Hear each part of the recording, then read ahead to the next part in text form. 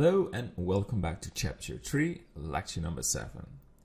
So in the previous video we replaced the red and green color by an image texture. So we still have the same color ramp and noise texture, but in place from green and red we now have this brick texture. And to have some variation in the brick, we also added brightness and contrast to mix it a little. So this texture image is split into two, and this was the original red and color 2 was green, but the image texture has color 1 and a little darker variation is in color 2. And because we use this color ramp, there is some variation on the sphere. Alright, so in short, that is what happened. We have used the UV coordinates from the default sphere, and we also added a roughness map, changed that to non-color data, and a normal map. So we had to use this translator to make it visible on the sphere. So what we will do in this lecture is add a plaster mix on the sphere. So I want to have more randomness than just bricks, and we do that by adding this extra texture. So we grab this brick texture, we duplicate it, we move this a little upwards, and we copy this mix texture. So ignore the green color, because that's still the default color if there is no input.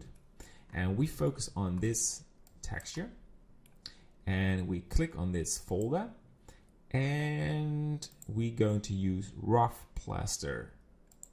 That one, it's called rough plaster brick. You can all find all these textures in the dashboard or link to the Texture Haven website, what is all free, by the way. So we open it and we put this input into the color. There we go. So because there is no color ramp, it's just mixed perfectly, 50% brick and 50% plaster. But what we want is the same as we did with the brick. We want just in some places some plaster. So I like to duplicate these two, and we add this color into the factor. So in my opinion, there is too much plaster on this sphere. So I like to decrease this a little. So move this slider a little to the left. So I think something like this will maybe a little less. Yeah. And you can decide if you want to have a hard transition or a more softened by move them outwards. I want to have something between, not really hard and not soft either. All right, so we now have some plaster on the brick, but as you can see, the normal map still is everywhere visible. Even on the plaster, you can see the normal bricks to be visible. So we have to change that by adding the data from the color ramp into a mix on the normal map. Sounds maybe a little bit complicated, but stay tuned so I can show you how that works. So what we will do is we go to add color mix RGB, or you simply copy this node, but I prefer to have a new one. We do not have these silly colors.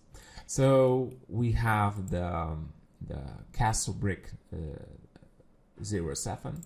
We duplicate this, and we need the normal map from the rough plaster. That's the one. Okay. So you put this color input to the color 2. All right. So it's changed to sRGB. Change this to non-color data, or else it will be very dark on the sphere. So it's now using the 50%, 50%. So going fully to the right. The rough plaster is visible everywhere, but we do not have the nice details on the bricks. So, and if you go to fully 0, you have what we had in the previous version, the brick pattern. So we want to have this color ramp data from the plaster to be imported in the factor. So it knows exactly where to put the normal map from the bricks and where to put the normal map from the plaster. So we go for the output from, and this is a little hard, so we're going to slide this a little upwards, or maybe select this and move this downwards. So we want this output to be imported into the factor, so this factor. So, and that will be visible on the right way. So if we put this out, you can see that there is a normal map on the bricks where it should be, and the nice plaster normal map on the plaster. Good. Right. I think we're doing very well.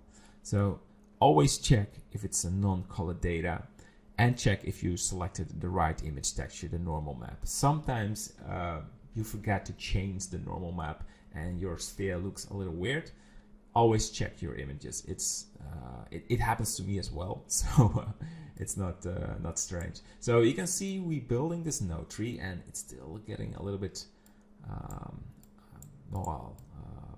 complicated, or there need to be a little bit more structure. So it happens that you sometimes need the color data from the color ramp into a completely different node. So that's why it looks a little bit meshy, but we will add more structure in it later. Good. So we now have the normal map data on the right places. So before we close this lecture, I like to do exactly the same on the roughness. So we move this, sorry for all the moving, Shift D, we grab the rough plaster roughness, open it. You can see it's turning back to sRGB. Go to non-color data. We copy this one. So the rough plaster is going to be on the bottom, and data from the color ramp. We do exactly the same steps as we did for the normal map. We put this in the factor. So the roughness is now on the right place. We have the good roughness from the plaster on the plaster, and brick roughness on the bricks. So you can increase the slider now a little if you want to increase the roughness, but I think keeping it this way will be good. So change this back downwards so we have a good view on the sphere. Good. So this is the end of this lecture. In the next one, we will add a sandstone border on this sphere. So you will have, we will add a new UV layer and put this in the node tree. So stay tuned, and see you in the next one. Bye bye.